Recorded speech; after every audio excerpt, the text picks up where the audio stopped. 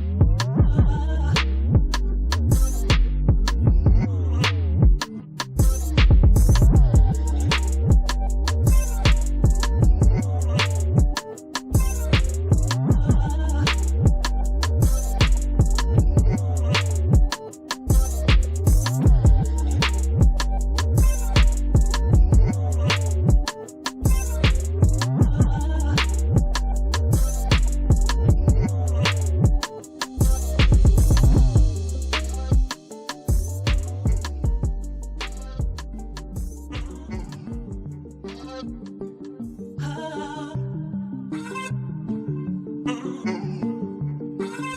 the next one is day 9, pressure. Now, I thought this one was going to stump me a fair bit, but this one actually came to me pretty quickly, and I was very surprised because when I glanced over these prompts when I first got them when they were first released, I just went, fuck, what am I going to do for pressure?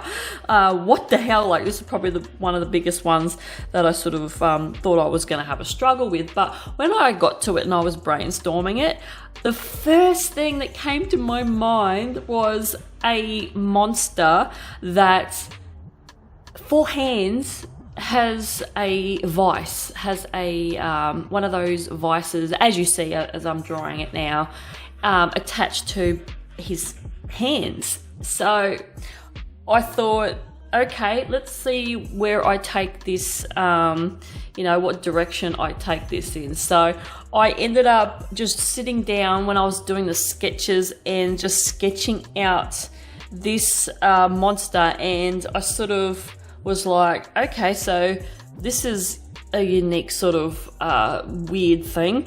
And I got to the point where I sort of was like, this thing came out of my brain. What is wrong with me? But yeah, it's just a monster that the story's even weirder. Hear me out.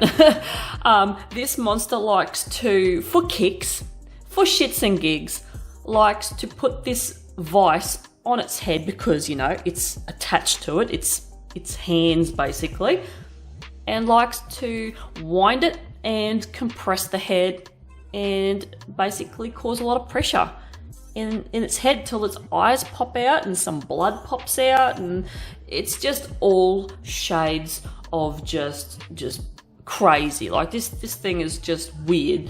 To be getting kicks out of, applying pressure to your head and squashing your head to the point where you burst your eyes out and blood's going everywhere. That's just, don't worry.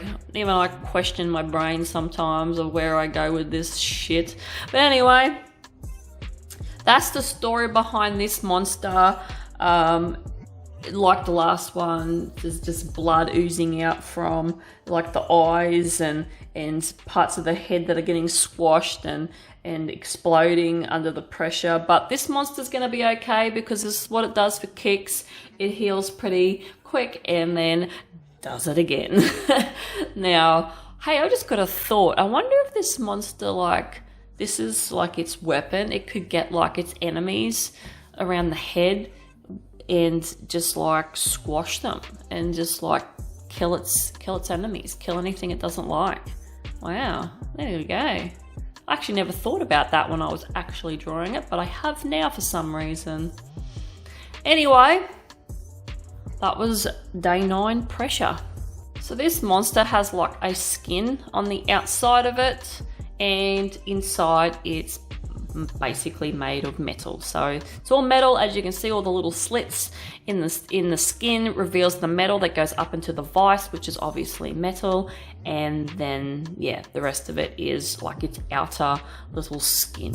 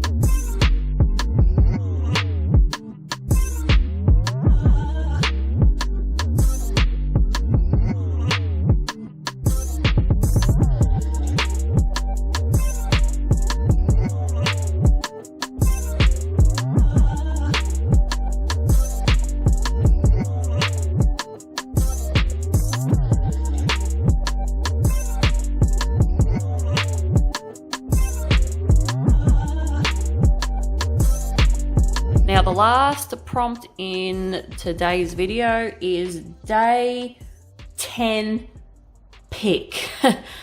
And what came to mind for this one is I thought, how funny would it be to have a big rock monster, and he's walking along and he's got a couple of really tiny little, you know, things like little people that he's going through, and he's picking which one he wants to keep. So what he's doing is he is throwing the rest away, and you'll see as I get to it, there's all these little bodies flying around, and there's even one splattered on the ground because this monster's got a whole heap of these little creatures, and he's just walking along, and as he's going, nope, don't want you, poof, just throwing it out of his hand, and he's like, nope, don't want you either, throw that one. And then the last one, you'll see he's got his little fingers, well, his big fingers I should say, around this little creature,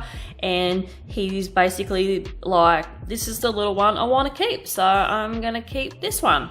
And that's the one he picked. So that's all this one is. This one's quite simple. I don't know how this one sort of popped into my brain.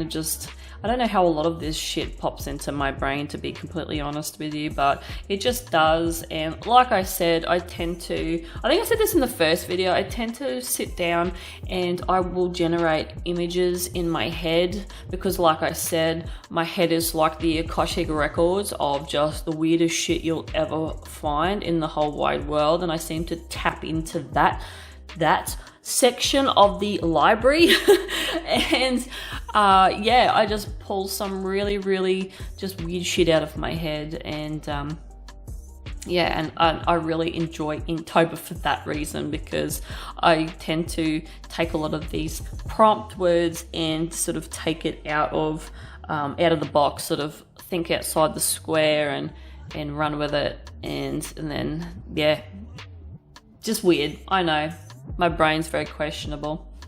But yeah, this is, like I said, rock monster, little creatures.